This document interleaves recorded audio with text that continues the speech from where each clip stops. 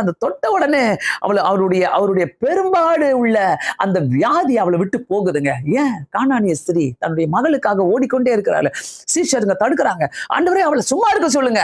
ஏன் எங்க பின்னாடியே ஓடி வரா? நம்ம பின்னாடியே வரால. அவளுக்குள்ள இருந்தது போல்ட் ஃபெய்த். அவளுக்குள்ள இருந்தது ஒரு விசுவாசம், பெரிய விசுவாசம். அவளுக்குள்ள இருந்தது ஒரு போல்டு விஷன். ஆண்டவரே, நான் யாரையும் பார்க்க மாட்டேன். எனக்கு சைட்ல இத்தனை பேர் டிஸ்டர்ப் பண்றாங்க. எனக்கு இந்த சைட்ல இத்தனை பேர் என்ன அதட்டுறாங்க, என்ன மிரட்டுறாங்க, என்ன கேலி பண்றாங்க, என்ன கிண்டல் பண்றாங்க. நோ ப்ராப்ளம் ஆண்டவரே, I need your help. No problem ஆண்டவரே, எனக்கு பரவாயில்ல. பரவாயில்ல, எனக்கு கிண்டல் பண்ணாலும் பரவாயில்ல. என்னை இப்படி பேசுற, நீ என்ன இப்படி பேசுறியே, என்னை என்ன சொன்னாலும் பரவாயில்ல. நீ என்ன பெரிய பக்தியா, என்ன சொன்னாலும் பரவாயில்ல. எனக்கு வேண்டியது உங்க சுகம் ஆண்டவரே. எனக்கு வேண்டியது என் மகளுக்கு வேண்டியது உங்க சுகம் ஆண்டவரே. என் மகளுக்கு வேண்டியது இயேசு சுவாமி எனக்கு தெரியாது. மரணாவஸ்தைப்பட்டு கொண்டிருக்கிறார், மரண வேதனையில இருக்கிறார். பிரியமானவர்களே, இன்னைக்கு சாயங்காலம் நீங்க நினைக்க வேண்டிய காரியம், கர்த்தர் நம்மளை தள்ளி விடவே இல்லை. நம்ம தான் அவளை தள்ளி விட்டு வச்சிருக்கிறோம்.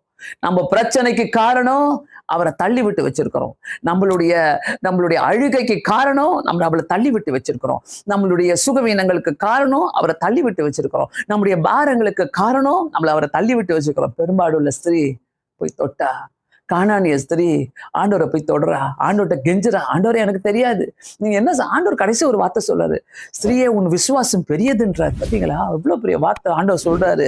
இந்த இடத்துல யாரா இருந்தாலும், எப்படி இருந்தாலும், எந்த சூழ்நிலையில இருந்தாலும் ஆண்டவரை நோக்கி பாருங்க.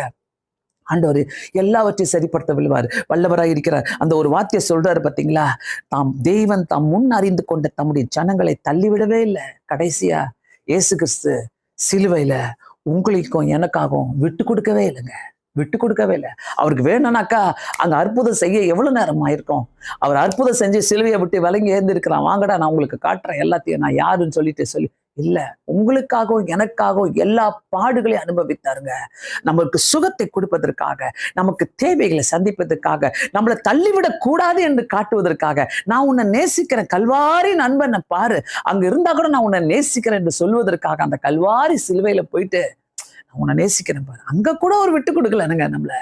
நம்ம எத்தனை முறை விட்டு கொடுக்குறோம்ல. இந்த 40 நாட்களில நான் எப்படி வாழ்ந்துட்டு இருக்கிறேன் ஆண்டவருக்காக? என்னுடைய சுயமாக நான் வாழ்ந்துட்டு இருக்கிறேனா, இல்லை என்னுடைய சுயத்தோடு நான் போய்கொண்டிருக்கிறேனா? என் பார்வை உலகத்தின் பார்வையாக இருக்கிறதா? என்னுடைய விசுவாசம் உலகத்தை நம்பி இருக்கிறதா? என்னுடைய விசுவாசம் ஆண்டவர் மேல இருக்கிறதா? பிரியமானவர்களே, கொஞ்சம் யோசிக்கலாமா? எவ்ரிதிங் அவர் மூலமா தான் வருங்க. எல்லாமே அவர் மூலமா தான் வரும்.